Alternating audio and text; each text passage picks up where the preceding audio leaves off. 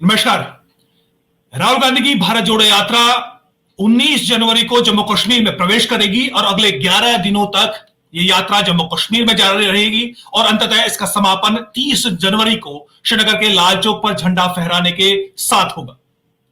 इस समापन समारोह में शामिल होने के लिए कांग्रेस के अध्यक्ष मल्लिकार्जुन खड़गे ने देश की तमाम विपक्षी पार्टियों को एक खत लिखा है कि वो इस समारोह में शामिल हो और भारत को जोड़ने की कवायद में हिस्सा लें।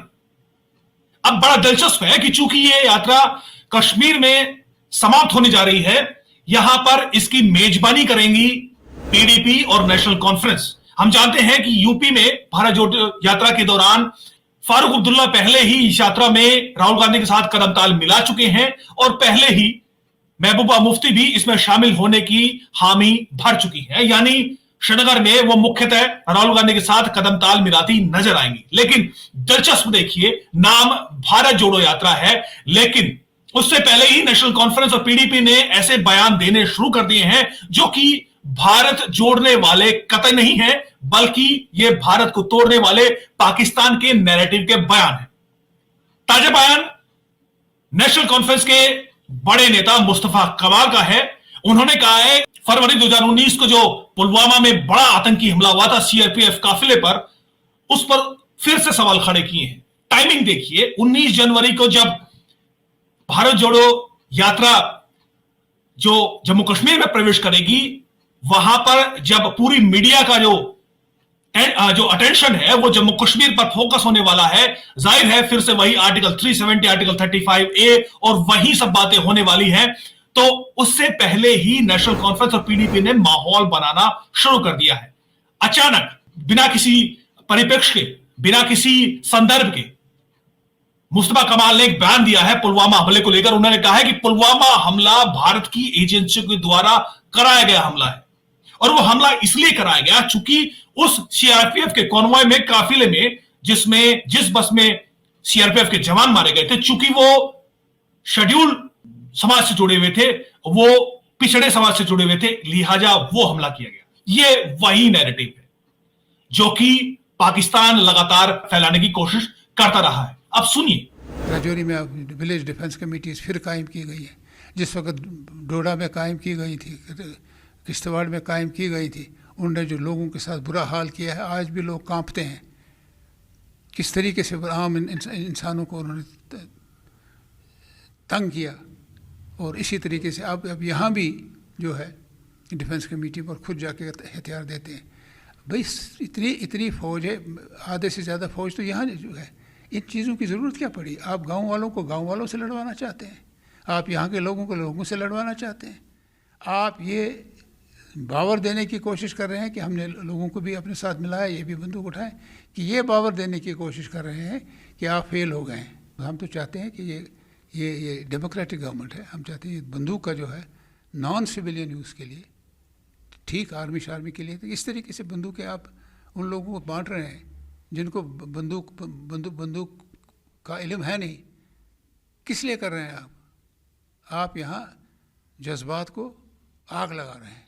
अब आप बताइए कि ये जो बयान है ये कैसे भारत जोड़ो यात्रा का स्लोगन बन सकता है? कैसे राहुल गांधी इन नेताओं को कह सकते हैं कि ये भारत जोड़ो यात्रा में शामिल उनको होना चाहिए?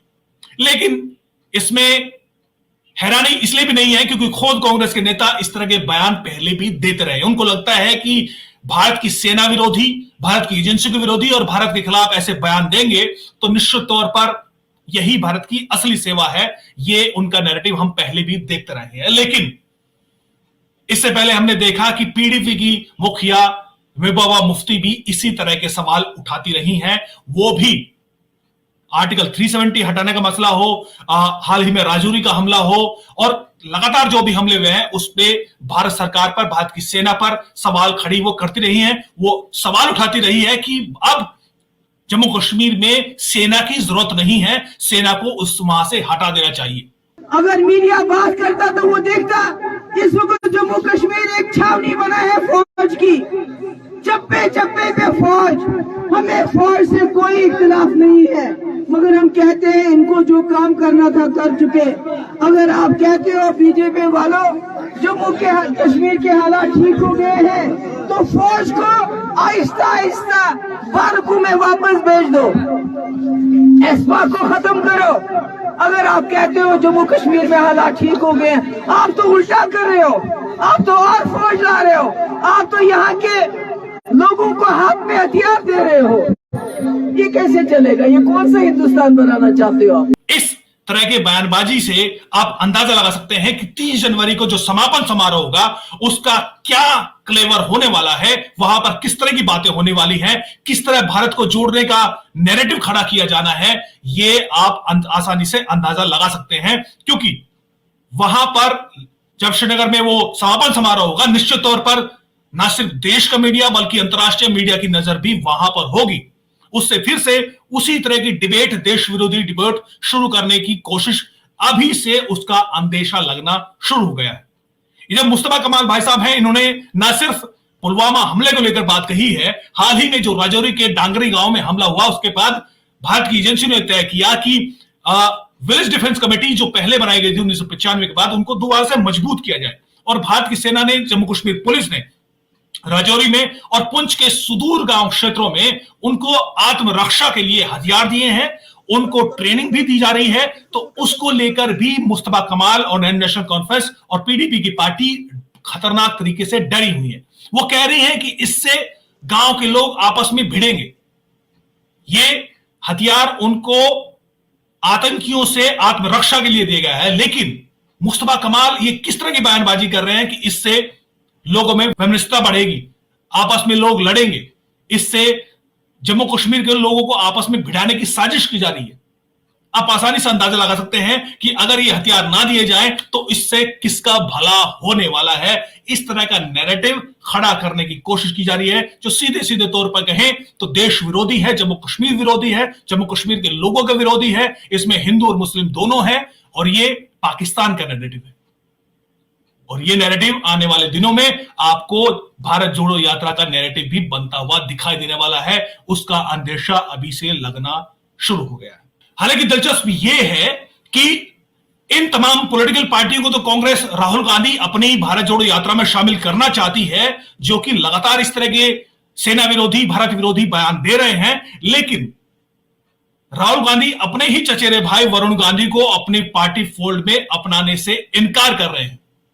वो कह रहे हैं कि चूंकि उन्होंने एक समय पर या अभी भी आरएसएस की विचारधारा को अपनाया, लिहाजा वो उनके गले मिल सकते हैं, उनसे बात कर सकते हैं, लेकिन उनको अपना नहीं सकते। आरएसएस की विचारधारा यानी राष्ट्रीय विचारधारा, राष्ट्रवादी विचारधारा। अब ये कयास उस वक्त लगाए जा रहे हैं जब ये सवाल खड़े किए जा रहे थे कि लगातार कई महीनों से वरुण गांधी, जो कि पीलीभीत से सांसद हैं, वो अपनी ही सरकार के खिलाफ, चाहे वो यूपी की सरकार हो, केंद्र सरकार है, उनके खिलाफ बगावती ट्वीट लगातार करते रहे हैं, बगावती बयान देते रहे हैं, मंचों से बयान देते रहे हैं।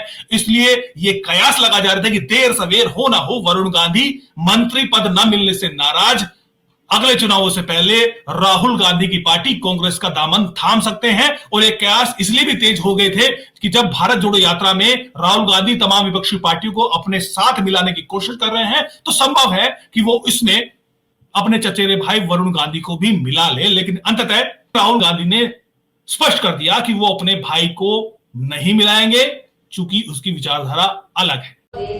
बात नहीं कर रहे थे, वो भी मिल गए। आप वरुण गांधी से मिलेंगे? देखिए, वो बीजेपी में हैं, शायद अगर वो यहाँ चलेंगे उनको प्रॉब्लम हो जाएगी, मगर मेरी विचारधारा उनकी विचारधारा से नहीं मिलती है। मेरी विचारधारा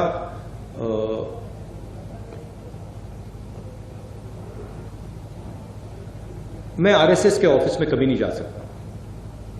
आप मेरा आपको गला काटना पड़ेगा पहले, मैं नहीं जा सकता। और मेरा जो परिवार है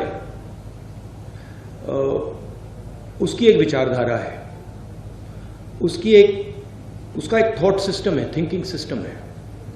और जो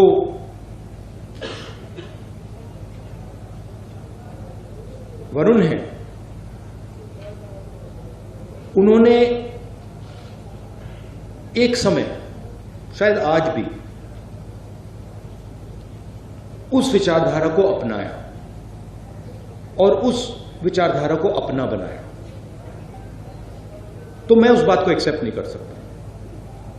मैं जरूर प्यार से मिल सकता हूं, गले लग सकता हूं, मगर उस विचारधारा को मैं एक्सेप्ट नहीं कर सकता, कर नहीं सकता, इम्पॉसिबल है। लेकिन राहुल गांधी को पीडीपी की विचारधारा, नेशनल कॉन्फ्रेंस की विचारधारा बेहद अच्छी लग रही है और इन बयानों के बाद वो आपको भारत जोड़ो यात्रा के समापन समारोह में श्रीनगर में दिखाई भी देगी, है ना दिलचस्प। बहरहाल यही भारत जोड़ो यात्रा का संभवतः लक्ष्य है। बहरहाल आगे आगे देखिए होता है क्या। नमस्कार।